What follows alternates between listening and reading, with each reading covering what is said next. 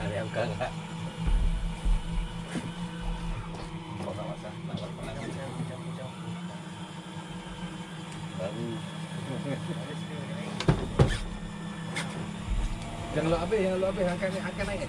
Jangan bagi tu, jangan bagi tu kalau boleh. Jangan bagi tu. Dia naik boleh 2 meter tu, selamat tu. Oh, kenapa tali aku naik atas kan? Kuat ni. Ha? Kuat ni. Kuat, layan je. Naik lah. Layan je. Aku ni tadi bawah kan? Video. Sadu.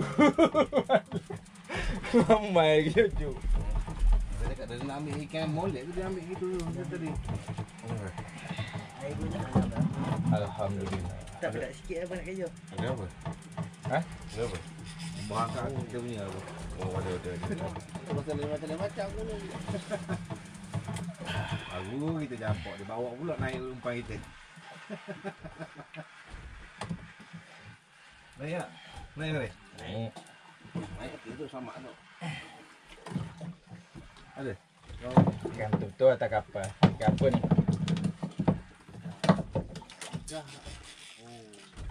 Oh. Ya. Ada bunyi.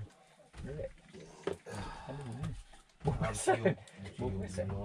Kio. Dia tadi mu panjang ni. Bunyi drag keluar. Ni bukan lalu, jadi aku tahu lah. Oh jenah. Lalu dah. Dia nak lagi? Oh, dia nak lagi bahan.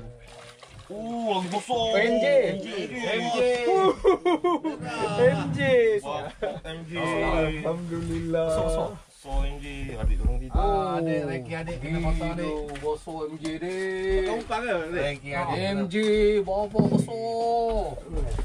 Kena patah. Oh kena. Dek, lesen. Tidur. Sama balik. Lembut tu eh? Abang potong balik bang.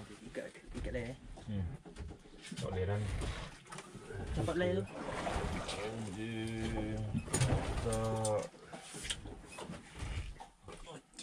MJ dia tak keluar pelampung eh.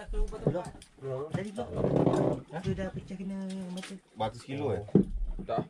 Lepas tu 12. Dalam Faris. Dalam aku. Tak. Tak dalam. Tak. Aku rasa sentuh je aku tahan. Belah sini dalam lagi ni. Fish. Apa MJ pi? Jangan letak lebih nak lain pula.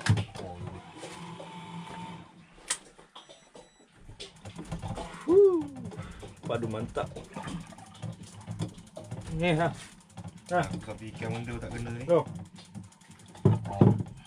Sebab orang MJ lah apa dah. Orang tidur MJ.